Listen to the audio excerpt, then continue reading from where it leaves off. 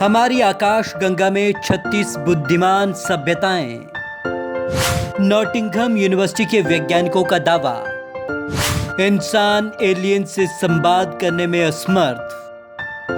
सभ्यताओं की धरती से औसत दूरी 17,000 लाइट ईयर। हमारे पास एलियन से संवाद करने की तकनीक का अभाव।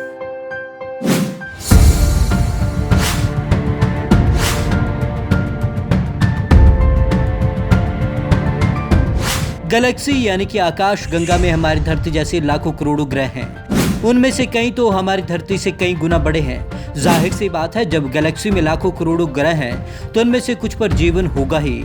वहाँ भी मनुष्य और पशु पक्षी जैसे प्राणी रहते होंगे। ऐसे ही लोगों को एलियन कहते हैं और एलियन हमारे लिए हमेशा से ही कौतूहल का विषय रहे हैं। उनके बारे में जानने की उत्सुकता मनुष्यों में हमेशा से रही है। आकाश गंगा में 36 सभ्यताएं।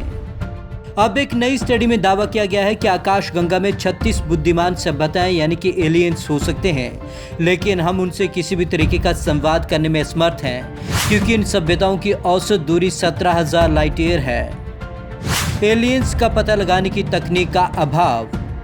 ब्रिटेन की नॉटिंघम यूनिवर्सिटी के वैज्ञानिकों ने एक स्टडी में दावा किया कि हमारे पास जो तकनीक मौजूद है उसके जरिए ऐसी सभ्यताओं का पता लगाना और उनसे संवाद करना बहुत मुश्किल है। द एस्ट्रोफिजिकल जर्नल में प्रकाशित स्टडी के निष्कर्षों का उद्देश्य है कि इस ब्रह्मांड के भीतर अन्य जीवन रूप है या नहीं। इस पुराने सवाल पर नए सिरे से प्रकाश डालना चाहिए। स्टडी करने वाली टीम का नेतृत्व कर रहे एस्ट्रोफिजिक्स के प्रोफेसर क्रिस्टोफर कॉनलिस का कहना है कि आकाश गंगा में 36 प्रकार की सक्रिय सभ्यताएं होनी चाहिए।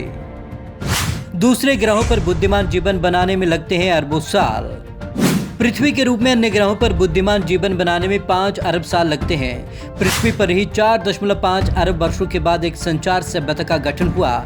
इसलिए हमें यह भी नहीं सोचना चाहिए कि आकाश गंगा में अन्य कोई संचार सभ्यता है ही नहीं। ऑक्सफोर्ड यूनिवर्सिटी भी कर चुकी है ऐसी स्टडी।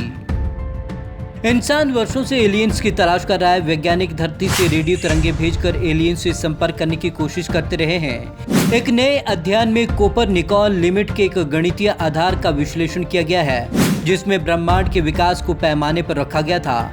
इसके पहले भी इस तरीके की एक स्टडी ऑक्सफोर्ड यूनिवर्सिटी ने की थी। ड्रेक समीकरण का किया गया था इस्तेमाल। इसमें ड्रेक समीकरण का इस्तेमाल किया गया था। इसमें उन संभावित जगहों की लिस्ट बनाई गई जहां जीवन हो सकता है। प्रोफेसर क्रिस्टोफर का कहना है कि उनकी स्टडी के नतीजे बताते हैं कि आकाश गंगा में और भी कई बुद्धिमान सभ्यताएं हैं। हबल टेलीस्कोप से दूसरे ग्रहों पर नजर रख रहा नासा। दुनिया के कई देश आकाश गंगा में जीवन की खोज के नए तरीके आजमा रहे हैं। नासा की टीम हबल टेलीस्कोप से हर ग्रह से उस बदलाव पर नजर रख रही है जो उसके वातावरण में किसी असंतुलन को जन्म देता है। चीन ने सबसे बड़ा सिंगल अपर्चर टेलीस्कोप बनाया। वहीं चीन दुनिया का सबसे बड़ा सिंगल अपर्चर टेलीस्कोप बनाकर एलियन लाइफ खोज रहा है। साथ ही वह telescope Pulsar, black hole, gas cloud और गैलेक्सी जैसे दूसरे कॉस्मोलॉजिकल आयामों की भी स्टडी कर रहा है।